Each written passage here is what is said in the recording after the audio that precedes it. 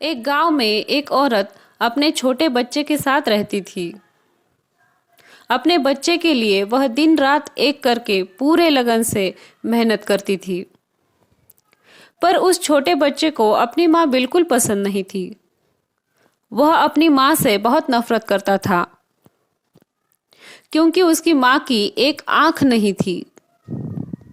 वह एक आंख की वजह से डरावनी दिखती थी।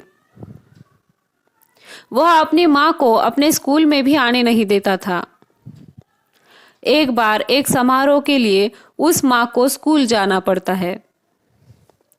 माँ को स्कूल में देख लड़के को अपना मुंह कहाँ छुपाए यह समझ नहीं आता।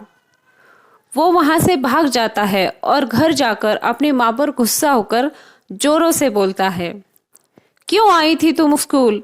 अब मेरे मित्र मुझे चिढ़ाएंगे। मैं कल स्कूल कैसे जाऊंगा? आपकी एक आंख क्यों नहीं है? मुझे तुम बिल्कुल पसंद नहीं हो।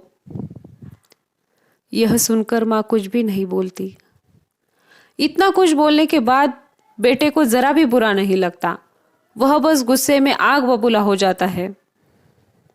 माँ से कुछ ना बोलते हुए खाना खाता है और सो जाता है। आधी रात कुछ आवाज से उसकी नींद खुलती है, तो वह देखता है कि उसकी माँ दबी हुई आवाज में रो रही है। यह देखकर उसे कुछ एहसास ही नहीं होता, बल्कि उसे अपनी एक आंख वाली माँ पर गुस्सा आ जाता है। उस समय वह बहुत पढ़ाई करके कुछ बनकर किसी दूसरी जगह पर बसने का फैसला करता है। अपनी माँ को छोड़कर उच्च शिक्षा के लिए एक बड़े शहर में जाता है। एक बड़े विश्वविद्यालय से डिग्री भी प्राप्त कर लेता है। एक बड़ी कंपनी में बड़े पद पर काम करने लगता है।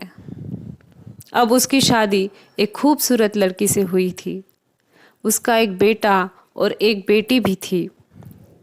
अब उसका परिवार बहुत आनंद से प्रेम से जी रहा था, क्योंकि वहां पर इस खूबसूरत परिवार को खराब करने के लिए उसकी एक आंख वाली माँ जो नहीं थी। वह अपनी माँ को लगभग भूल चुका था। वह अपने जीवन में बहुत खुश था। लेकिन एक दिन उसके घर का दरवाजा बजता है। दरवाजे पर एक आदमी के साथ उसकी माँ खड़ी है। उसे देखकर वह लड़की की बेटी डर जाती है और अंदर भाग जाती है। माँ को सामने देख वह गड़बड़ा जाता है और फिर अपने आप को संभालता है और उसे कहता है, तुम कौन हो? क्यों आई हो यहाँ? देखो, मेरी बेटी तुम्हें देखकर डर गई।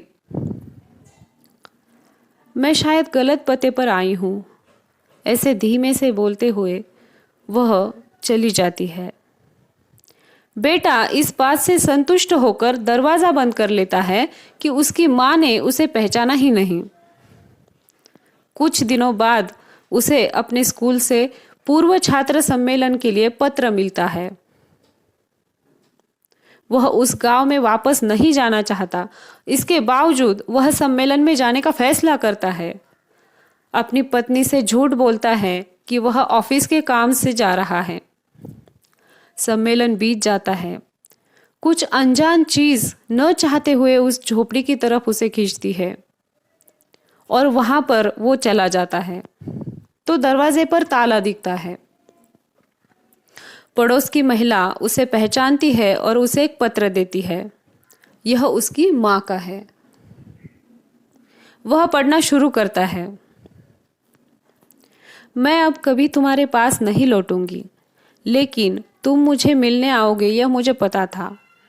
मैं जानती थी कि तुम सम्मेलन में आ रहे हो, लेकिन मैंने तय किया कि मैं वहां नहीं आऊंगी और तुमसे मिलूंगी भी नहीं, क्योंकि मैं जानती हूँ कि तुम्हें अपनी एक आंख वाली माँ पसंद नहीं है। तुमने एक बार मुझसे पूछा था कि मेरी एक ही आंख क्यों है, दोनों क्यों नहीं है? पर तब तुम बहुत छोटे थे, इसलिए मैंने नहीं बताया, पर आज बताती हूँ।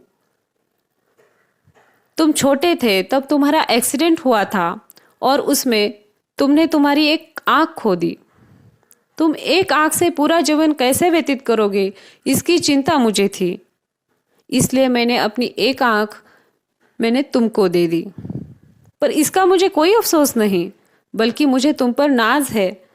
तुमने मुझे जो कहा, जैसे व्यवहार किया, उसके लिए मैं तुम पर बिल्कुल भी नाराज नहीं हूं।